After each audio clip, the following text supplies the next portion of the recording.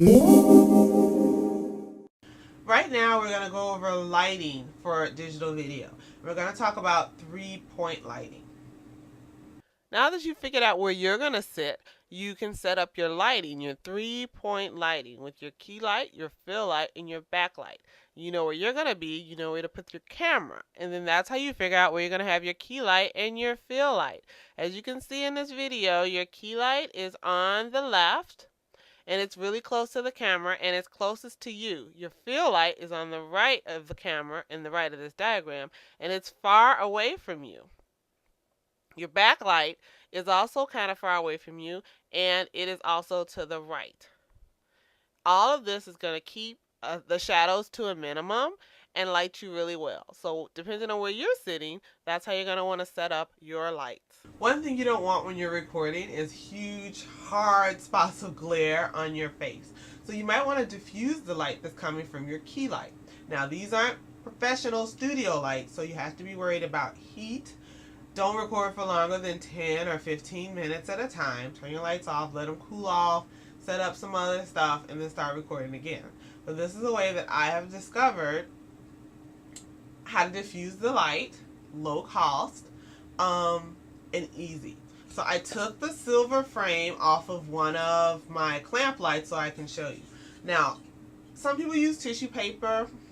Some people use tracing paper. I personally lucked out and found these opaque placemats. That's what these are. They're placemats. So they're awesome, and they're nice, sturdy plastic. So what I did was I cut them to the shape I needed. Then I took my hood for my clamp light, and I make a series of clothespin ladders.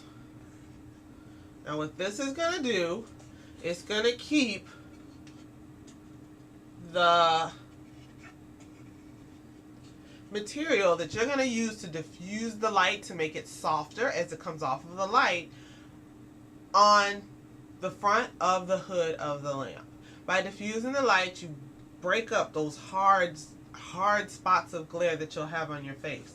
So you can make the ladders as long as you need. Make sure the clamp part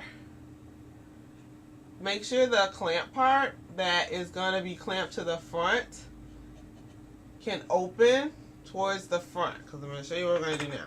I'm not going to make it any longer for the purpose of this demo. But what you do is you clamp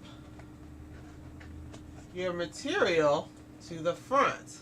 And then you also put a clamp down here.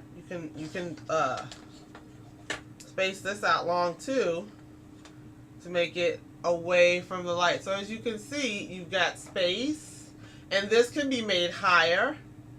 And the higher you make these, the more space you're gonna have between the light and the cover for diffusing the lamp.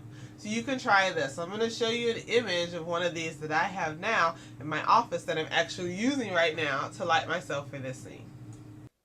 Here is a photograph of my key light. It's got a diffuser on it to make the light a little softer on me, and it is attached to a shelf above my desk where I'm filming this.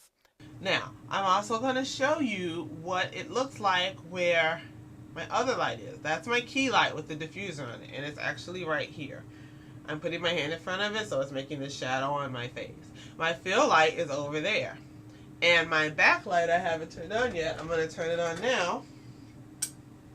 Is back here. Just to make me pop from the background if necessary. So I just turn it on, and I face it towards the back window, but it does illuminate my background. So this is my 3-point lighting setup for here in my office. What I'm going to show you now is what I look like with no lighting. Would you want to watch this video? Because I wouldn't. It's horrible. You can't see me, and you couldn't see what I was showing you. Isn't this much better? So what I have rigged up is one of those Christmas tree lights turner honors or switches, we'll call it a switch, that you're really supposed to have by the Christmas tree, and then you plug the lights for the tree into it, but then you step on and off of it to turn it on and off. That's what this is. And I just have it on my desk so I can turn it off and turn it on when I need to. So if you have a desk set up and nobody's going to be moving your stuff around, you could easily fix that too. So now that we've figured out what we're going to do with our lighting, let's continue and set up our camera. All right, you're going to make sure that after you have figured out where everything's going to go, you're going to make sure the white balance on your digital video camera is set to indoor or incandescent, depending on what the manual says. Make sure you know how to put your camera's shutter, exposure, and focus into manual mode. Adjust your camera's shutter, exposure, and focus in manual mode with the lights on also.